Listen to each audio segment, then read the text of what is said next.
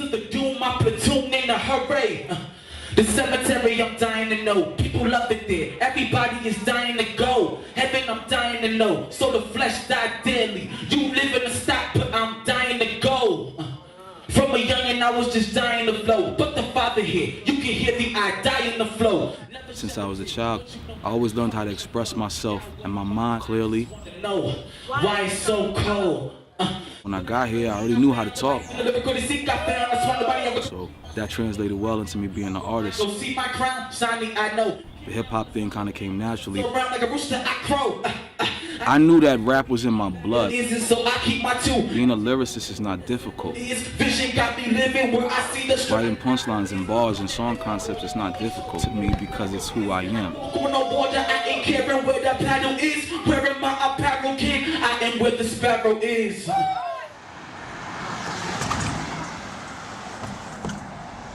The hip-hop artists that have formed my hip-hop mind since I was a kid have always been the Rough Riders, the Locks, DMX. I had never seen an entity sweep up a community like that. The entire city was on fire from them, and it was natural for me to just be drawn to them.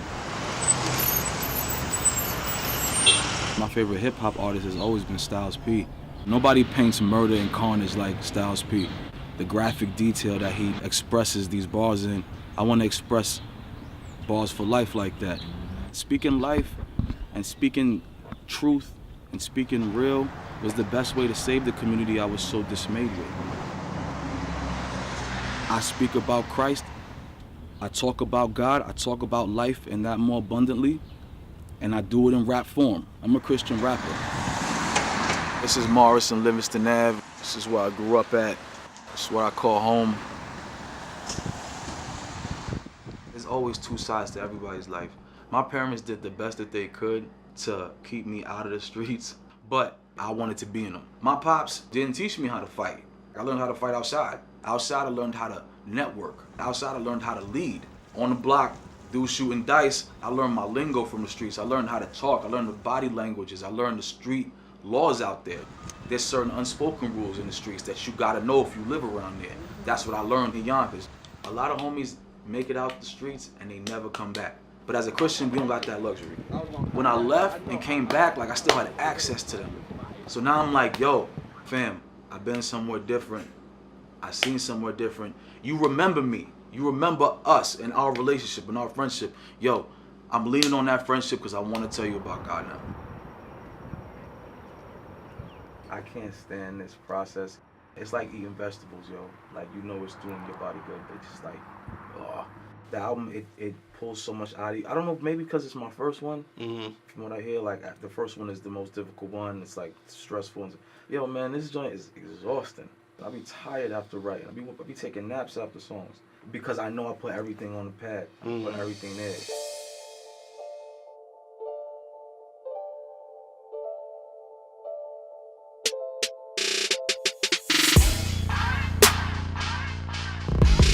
I need it dead. Thank you for telling me I never make it. I need it dead. We ain't the real because you had to fake it. I need it dead. I need it dead. Oh yeah, I need it dead. The transition from the mixtapes to Memoirs of a Perfect World is tantamount to being born and then going from like a toddler to a grown man. Let me start from there, bro. I gotta do something else on that part. That progression, right there, the heartache, the happiness, the sadness, all of those different emotions and all those different occurrences in life that happen between those two stages of life is what has happened to me from an artist's perspective between these two projects. And it's been life-changing, life-altering. It's been super difficult at times, but it's a change that I'm proud of. It's allowed me to create in an entirely different fashion than I used to. It sounded good in my headphones. If that sound can sit behind the major two, I think it'll be all right. Me and my brother, DJ Why Not, we came on the scene with the mixtapes. We wanted to express ourselves as freely as possible as we wanted to, and we wanted to give the listener something they could vibe to and just create expressively without limitation. With mixtapes, the focus isn't there like it is with an album. An album is something that takes time and effort, and it never stops taking time and effort from the start to the finish, and that's different. Yo, let me do that part over too, bro. The album is called Memoirs of a Perfect World.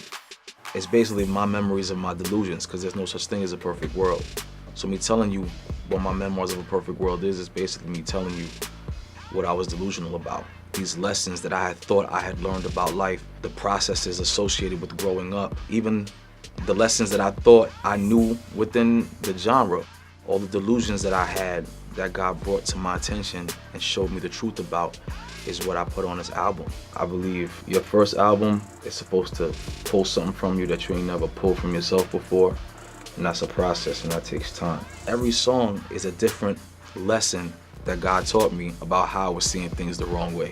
From life to love to family to streets to everything. Every song is me basically admitting how wrong I was about each of those things that I was convinced I was right about.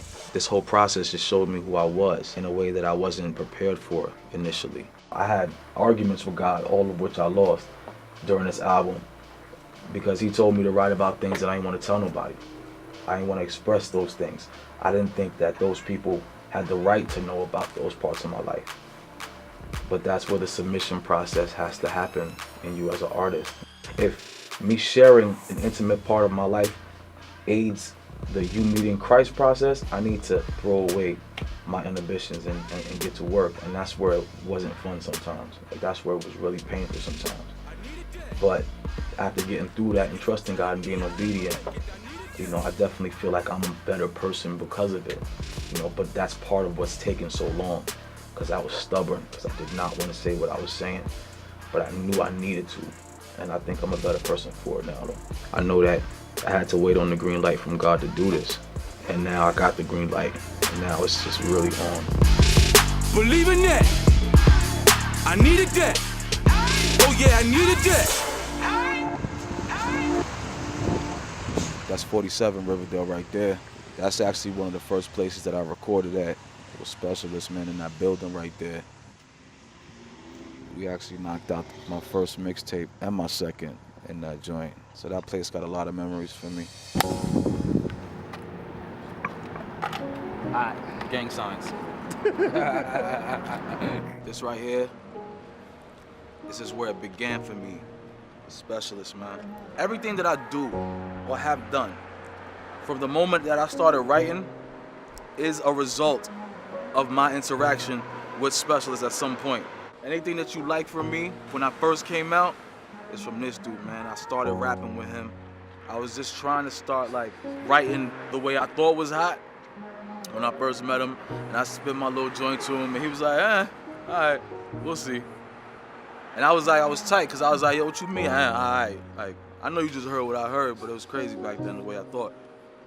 And he was dope, you know, man. Like it was. Cause Nate, I go by Selah, this is my brother, so Yeah, I'm gonna call him Nate. Word up. He was like, yo, you make beats? I was like, yeah. He's like, well, I rap. I was like, okay. I wasn't trying to hear nobody that's talking about they're trying to be an artist or whatever, so he came at the wrong time. But, you know, we developed a relationship by the way of his mother, who's my pastor, and that kind of like, you know, fostered the relationship that we have now. Just to know that this dude travels all over, and it started here. It started in some grungy studio in Mount Vernon, you know what I mean? And just to see him, you know, do that, and a lot of people know him now, where nobody knew him before. You know what I'm saying? He was able to take gospel hip hop and to bring it to another level where he's well respected. For me, it speaks volumes for what our relationship is and what came out of it. The point of everything is that God was with us. Yeah. And he formed this brotherhood between me and Special. It came out of nowhere, and it stood the test of time, you know what I'm saying? Because I'm here now, and it's still me and him. And it'll always be like that. He's always gonna be a part of everything. All my God Over Money supporters, put your hands in the air. After this Good Fight album, I'm coming out with a God Over Money album for all of y'all. And I felt it was right, man, when I heard this dude, I just had to add this one more to the team to make it official. So I'd like to introduce to y'all and welcome to Money, Selah The Corner. Let's get it.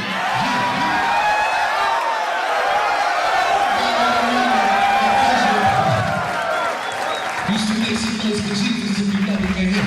Bizzle, Bumps, Selah, 7, Dayton. Boy Wonder on the beat, you already know what it is. It's God Over Money, let's go. They know. God Over Money, it's Red Skeena. God's 9mm. Living water by the river, come and get a liter. And everybody talking about they living fast, but to God you're a peon. I measure y'all in kilometers. When I started rapping for God, I didn't know the genre existed. Like, there was local cats here and there, you know, that I knew rapped for Christ, but I wasn't exposed to the genre itself until Bizzle. I keep a Big Mac for you small fries, and I'm mob with a pair of pumps for you tall guys. Off in the coffin, you gone for the long ride and talking to get you tossed off in it hog tied. My big brother Biz, just, you know, we just had the Good Fight album release, you know what I'm saying? Announced I'm the newest member of God Over Money. I've been in this game for years. I was an animal before that. Son of Sam mixed with Hannibal before rap. When I tell people the way I became a part of the team, they just always look at me with the crazy face because it don't make sense. I remember one of the homies from the block was like, yo, you heard about that dude who dissed Jay-Z? And I'm like, nah, you know, yo, he's a Christian rapper. He was on World Star, he was on radio, people was talking about him in blogs, everywhere, like, it's everywhere. First of all, you know what I'm saying, I did go with Jay-Z. You know what I'm saying, when I came out, that's because I love the Lord. He real blasphemous. You know what I'm saying, he was keeping a lot of things in the dark. I mashed on him the way I knew how. I felt like Biz dissing Jay was a negative precedent to set because I had never heard a Christian rapper get that much press. This is the first time I'm seeing this hysteria about Christian rappers being associated with dissing Jay. I felt like everybody was gonna do that. At the end of the day, I felt like Christ died for Jay too. Now, I made this diss record, it's been deleted, so stop looking for it. And I didn't think nobody heard it. So flash forward, I dropped Hoodie Season 1, and boss hit me up and was like, yo, Biz likes Hoodie Season. I was like, all right, cool, man. He's like, nah, he likes it a lot. After Hoodie Season, me and Biz actually had our first conversation, like on the phone. And I told him, I was like, I shouldn't have did what I did. I apologize as a man, like, for doing what I did. Because at the end of the day, we're both Christians. And whatever problem I had with you, we should have took that behind closed doors and spoke about that. Like, I shouldn't have got on wax and said that. In our genre and in all genres right now, cosigns are important. That's a reality. And there's a lot of dope talent that never gets heard because somebody didn't say, yo, check this guy out, or this guy's cool, you know what I'm saying? And Biz realized that. He was like, yo, you know what, you got good talent, but you might not ever get heard ever. You know what? Come over here, let's see if we can nurture that. And that big brother aspect of our relationship has always remained intact. Biz expressed to me that he wanted my skill set to be a part of the team. You know, he liked the lyricism I brought to the table, and he enjoyed the fact that I was able to humble myself and apologize. He told me, he's like, yo, that caught my eye about you. Like, that made the final decision that I wanted you on GOM, was that you was able to humble yourself and apologize about what happened. Biz basically, like, you know, took me on this wing and said, listen, if you're gonna do this, let's do it right. And he taught me a lot that I didn't understand, and I'm very thankful for it. God on Money is a family that you always feel fortunate to be a part of. Biz, Dayton, Sev, Bumps.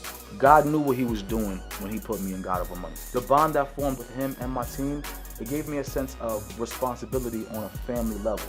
Like, that sense of family that extends beyond my own desires. It taught me that kind of responsibility, and that's what I'm most grateful for. Like, Christian brothers who give you a reason to keep sense. That's what God Over Money gave me. God over money, money. This is where I am right now.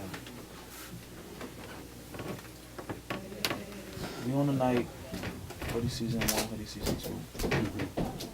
I did those mixtapes because I wanted the listener to trust me. You know what I'm saying? Like, I didn't have a lot of turn up crazy rah-rah songs. Even though they're effective and simple to write, which is time efficient, because I wanted the listener to trust me enough to be able to have so much substance in the track that you never doubt.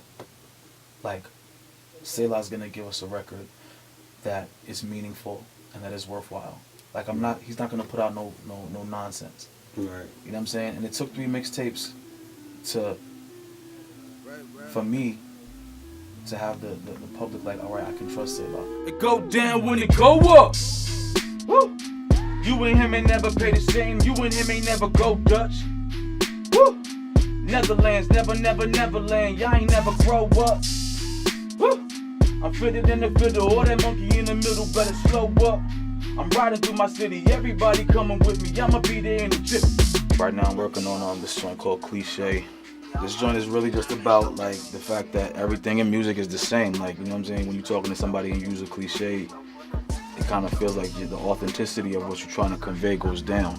you know, because you're not using an original thought, you're using something that somebody else said. In music, I just hear the same thing over and over again, man. Money, money, money, drugs, drugs, drugs, women, women, women, guns, guns, guns. And it's just like, all right, cool, I understand that's where you came from, I understand that's the story that you have and how you came up. But I mean, where's the originality? Like, y'all don't even talk about money and guns differently. Like y'all say everything the same. If you're not familiar with CHH, it's a genre where if the artist takes the music seriously, to me, that's the purest form of rapper that you'll ever see.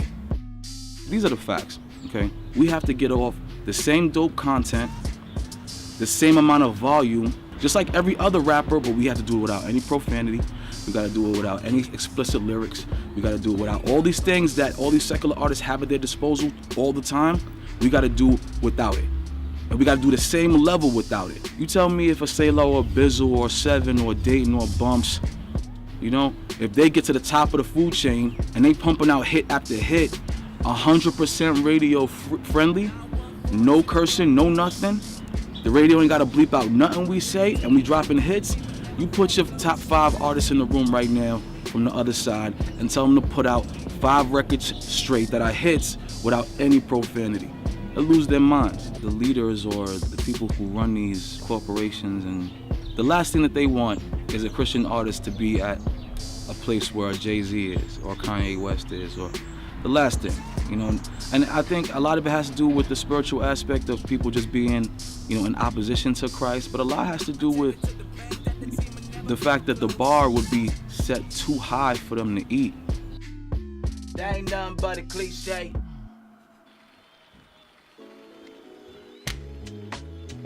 I didn't know what my name was gonna be as a rapper. Like, I was just like, yo, it could be anything. Mommy was preaching and I was sitting there and I was like, God, what am my name gonna be? And she said Selah. Everything after that word was like nothing. Selah just kept echoing. And I was like, yeah, that's the name.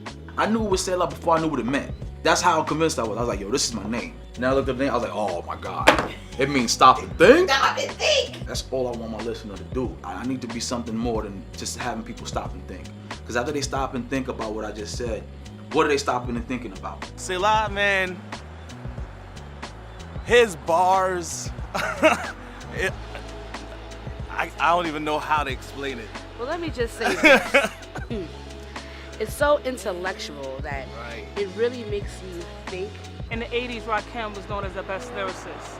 2016, Selah could be known as the best lyricist. The way he minces words, the way he uses vocabulary, the way he's not afraid of using higher order thinking in his rhymes. It's important to understand that just because you're a rapper doesn't mean you're ignorant. And this young man sets the bar for all others. When I say I am the corner, it's more than just me saying my name. It's a proclamation. I want to be the corner. That thing that redirects you assertively toward God. Anybody can be the corner in whatever profession they're in. You can say, Wanda, I'm the corner of mothers, or I'm the corner of aunts.